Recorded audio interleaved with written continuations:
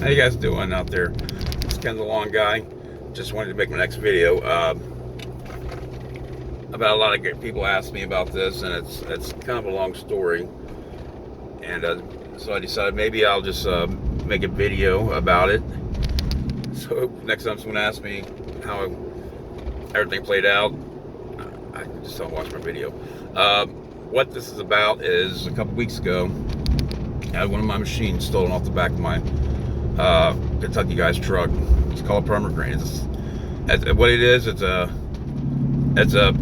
powered spreader that you stand on the back of that it'll spread the dry fertilizer and it'll spray liquid weed killer at the same time. It makes the guys very efficient. They can go all day without getting tired and build a lot of money with this thing. You know, they run $7,000 a piece, so I mean it's a pretty big loss. And I mean, my guy, he was actually pretty devastated over it. We have probably 20 to 30 of these machines, and every machine is different. I mean, the guys, they get used to their machine. They don't, that's just to use another machine, they just don't like. So, like I said, this is a machine he had from day one, and like I said, he was pretty heartbroken that this machine was stolen off the back of his truck, because he really did not like using any of the other machines. So I told him, don't worry about it.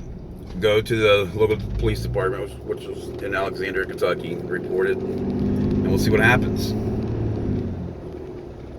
Even though I really didn't anticipate ever getting this machine back.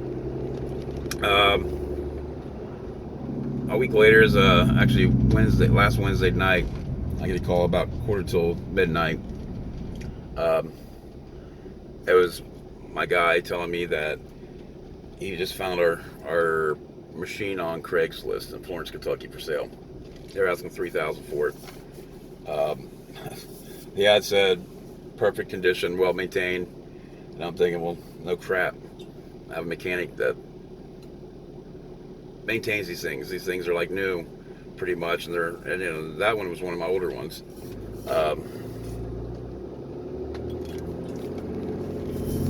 Anyway, I get on there and verify it. How I could tell is our machine is several different ways. Our machine had a number 3 stenciled in on it, because that was our machine number 3. And I had just put a new tank on that machine for the weed killer on the back, and it's a 12-gallon tank. They're normally yellow. I actually found an aftermarket one, but it's blue. And the other way that I knew it was ours is we have a mechanic that actually fabricated a hand can holder for our 1-gallon hand cans, so the guys can carry them on the side of the machine. You can't buy that for those machines. No one else has ever done this to the machine that I've ever seen. And if they have, these things they're individually made. They're custom made. So no one else is gonna have one that looks like ours.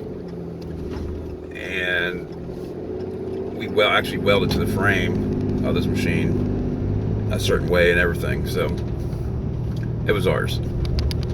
Needless to say, I couldn't sleep all night. I couldn't wait to get a hold of the detective in the morning, get the ball rolling on getting this thing back before the guy ended up selling it or something else happened to it. So anyway, woke up, I finally fell asleep, woke up in the morning. My guy called me telling me, I already called the detective, this. He said call him so we can,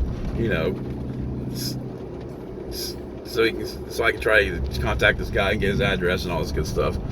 So I called the detective, and he wanted me to contact this guy, set up a day and time to meet. I asked the detective, of course, what would be the best time for him, and he said anytime today or that day, up till 8 o'clock that night he was working. So So I text the guy, asked him first of all if he still had the machine for sale. He almost immediately said yes. And just seeing that yes come across there, and just knowing I was talking to the thief who had my machine, it just really, it really, just really just sent shivers through me. Just knowing I was actually communicating with this punk. Anyway, I was trying to play it cool, make sure he didn't get any suspicion that I was, someone trying to get my machine back that was stolen. So I explained to the guy, I mow lawns, which everyone knows I don't.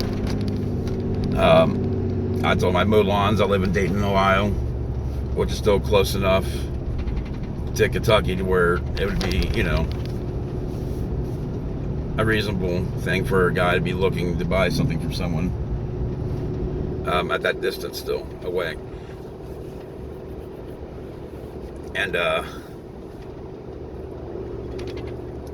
and I told him I'd be interested, if everything checked out on it, I'd be interested in buying it. I've got the money for it, I got cash, and we can make this happen. And he says, great, he told me anytime that day I could stop by, just give him a heads up. I told him it'd probably be within a couple hours. Asked for his address, got that. Once I had the address, I was tempted to just go there myself and get that thing back right then. But, I did things the right way. I called it the undercover detective and or investigator, is what he called himself. And he told me to come meet him at his office, and we'd ride over together, and if everything checked out, we'd get this thing back. So I went home, changed my clothes, dressed down to where it looked like I was out working, mowing grass, and met the officer at the station. And of course, as I pull into the station, the guys texted me back, are you still coming? I was like, yep. I said, I thought, excuse why I haven't been there late, whatever. I told him my truck broke down. I'm having my buddy pick me up. I'll be there in about 20 minutes. And of course, he asked me if I'm bringing a truck. Question mark. And I waited to answer him until I got inside to talk to the officer. And I showed him my tax. I said, what do I say? We're going to take my truck and say it's yours. And he said, no. He said, we're going to take my car. We got to take the undercover car. He said, tell him that your buddy has a black Ford Focus. If we're come look at it, if everything checks out, we'll have someone else come by and pick it up later. So I did that, and the guy was like, okay.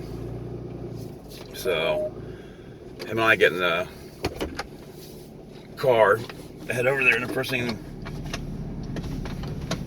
the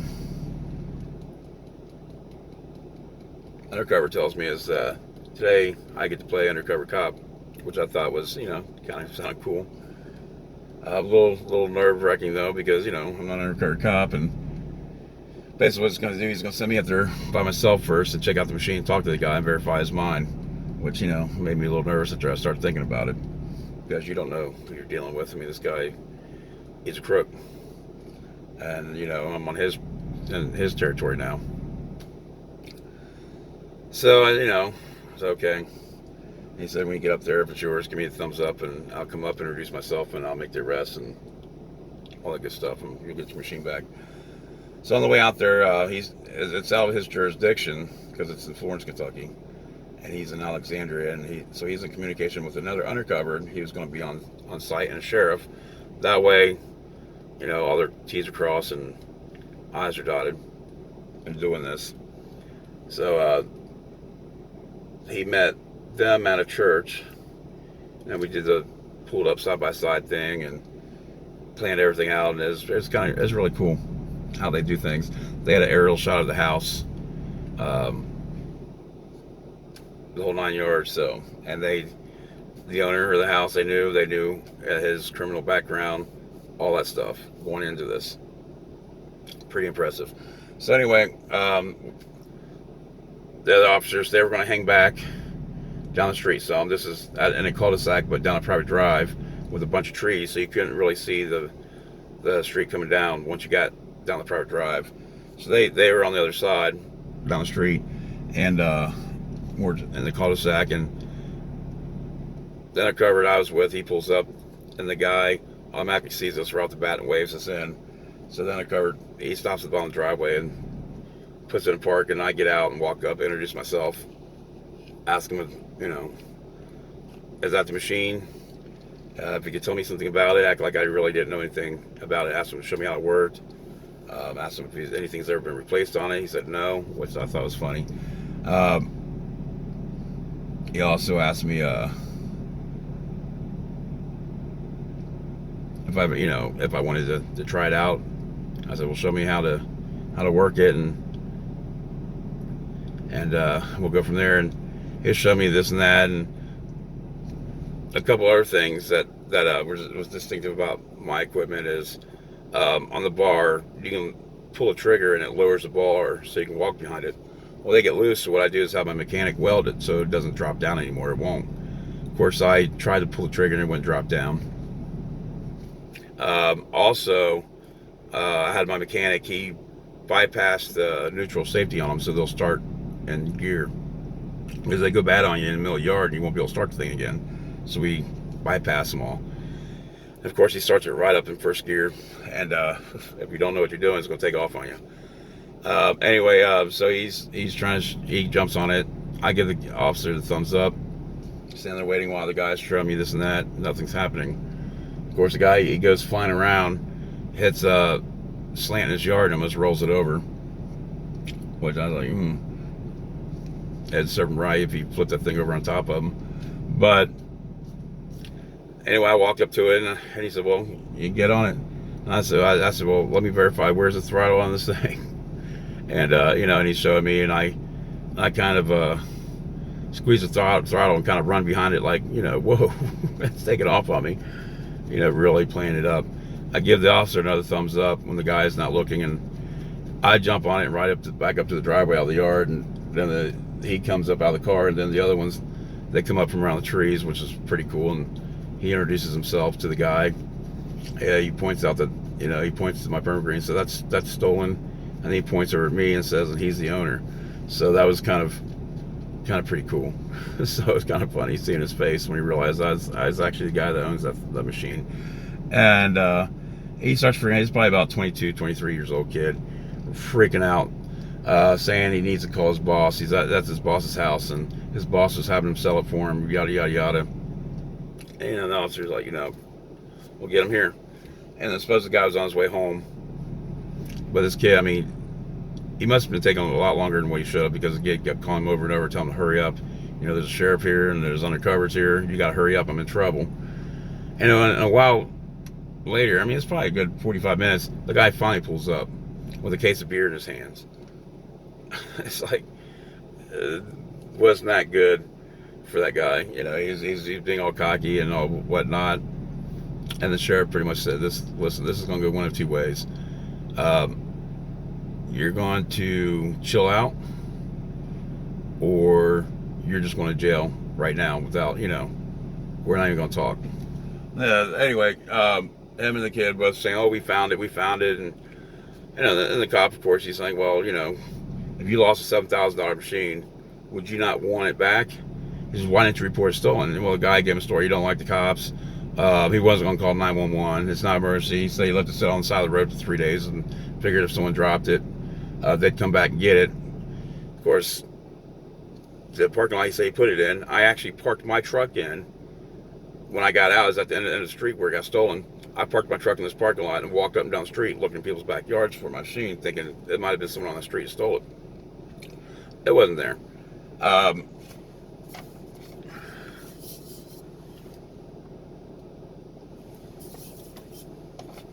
Anyway, the cop basically told him, listen, you can stick to that story if you want.